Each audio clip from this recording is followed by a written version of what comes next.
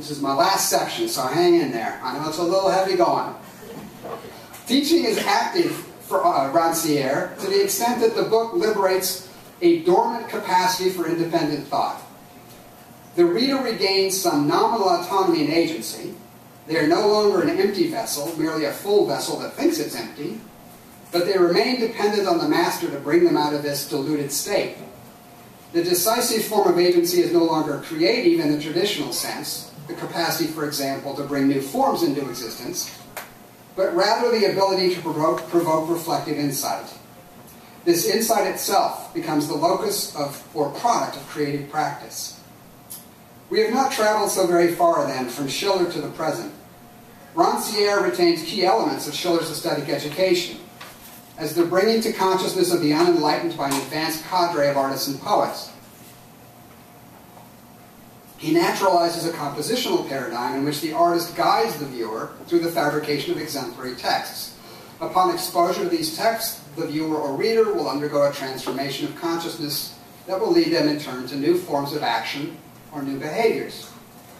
The deferral and displacement that is characteristic of the aesthetic is thus premised on a necessary gap between transformed consciousness and subsequent action. Enlightenment or emancipation must precede action in the world.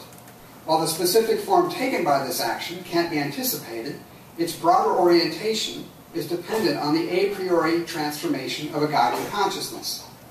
The textual paradigm outlined by Rancière is defined by a spatial concept of agency in which compositional and receptive roles are fixed. Artistic production in this mode is both teleological, resolved in the creation of a final, formally delimited object, text, or event, and mimetic. The work of art functions as the physical manifestation of an idea first developed in the artist's imagination. Rancière thus forecloses the possibility that reflective mediation might occur through less proprietary forms of compositional agency. That is, rather than viewing agency as the unique property of specific individuals, seeing it instead as fluid and transpositional over the course of a given compositional or creative act. He also neglects the possibility that artistic practices might unfold in ways that are unplanned, or that might not always resolve themselves in the form of singular objects. Rancière's work is symptomatic of the growing convergence between contemporary art and critical theory over the past 20 years. Increasingly, the artist wants to be a theorist, and the theorist perceives himself as an artist. Both seek to superintend an experience of creative dislocation and reflective insight. The aesthetic quality of contemporary theory is captured in a 1969 interview with Theodor Adorno, published in Der Spiegel, following student demonstrations at the University of Frankfurt, in which Adorno himself was a target of protest. This is Adorno. In my writings, I've never offered a model for any kind of action or for some specific campaign. I'm a theoretical being who views theoretical thinking as laying extraordinarily close to his artistic intentions. My thinking has perhaps had practical consequences, in that some of its motifs have entered consciousness, but I have never said anything that was immediately aimed at practical action. Adorno's insights or motifs will, quote, enter consciousness, and like Kant's concept of enlightenment, gradually act upon the mind of the people. While the theorist can put into words what he sees or thinks, according to Adorno, he can never predicate his theoretical production, quote, on what will be done with it or what will become of it. In Adorno's work, and in the normative conventions of much critical theory today, this disinterest is essential. In fact, in his Der Spiegel interview, Adorno identifies a paradoxical correlation between disinterest and efficacy. On the one hand, he argues, quote, there have been countless instances in which precisely those works that pursued purely theoretical intentions altered consciousness, and by extension, societal reality, end quote.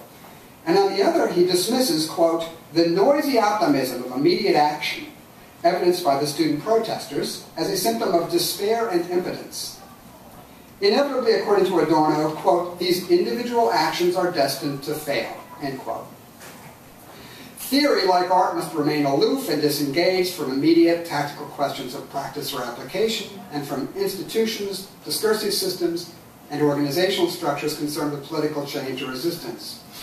The theorist may issue axioms or relentlessly analyze what is, as Adorno claims, but theory as such cannot subject itself to practice from the start. That's his formulation. Theory-like art is both monadic, and capable of being directly applied, and generative, capable of producing new insights with unforeseeable consequences for subsequent actions. Epiphanies, not roadmaps. Within this new conjunction of artistic and theoretical production, neither art nor theory can risk subordination to the utilitarian demands of practice. But this already assumes a division between monadic theory and instrumental practice, or between consciousness and action, that I'd like to challenge. What if action or practice was itself understood as generative and capable of initiating reflective insight into the constitution of meaning within a given system? I believe we are uniquely positioned as artists, historians, and critics to explore these questions and to formulate a new understanding of the interrelationship between theory and practice, and between artistic and theoretical production and action in the world. I'm not suggesting a rejection of theory on behalf of a naive actionism, to use Adorno's words, but rather a rearticulation of the work that theory does. Too often in contemporary art criticism, theory functions in a programmatic manner, providing axiomatic concepts that find ostensible embodiment in artistic expression or curatorial packaging. I'd like to advocate instead for a new research program. This new approach has been called into being by forms of contemporary artistic production that involve the conscious renegotiation of norms of aesthetic autonomy and agency. These practices require new analytic forms and methodologies, new notational and descriptive systems, and a materialist engagement with the specific conditions of meaning production, reception, and affect in a given work.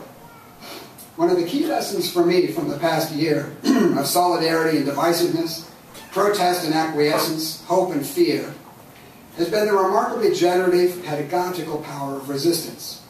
The extent to which it's impossible to separate the process of change from the experience of reflected insight. I hope that this conference will allow us to carry this conversation forward within the broader UC system. Thank you very much.